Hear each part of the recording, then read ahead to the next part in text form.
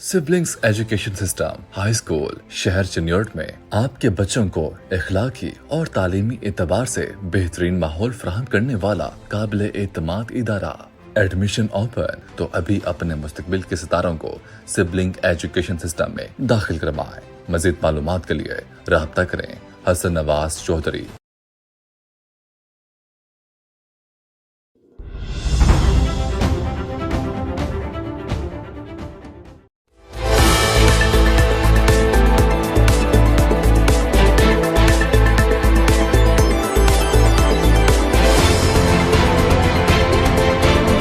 तहरीक इंसाफ ने 24 नवंबर के एहतजाज के लिए खुसूसी स्क्वाड तैयार कर लिया है। इस स्क्वाड में पीटीआई यूथ विंग के 9000 कारकुन शामिल होंगे। सूबाई वज़ीर मीना खान और महमद खसूसी सुहेल अफरीदी इस स्क्वाड की क़यादत करेंगे। वज़ीर आला खैबर पख्तूनख्वा ने पीटीआई पेशावर के इजलास में स्क्वाड को जहादी करार दिया था।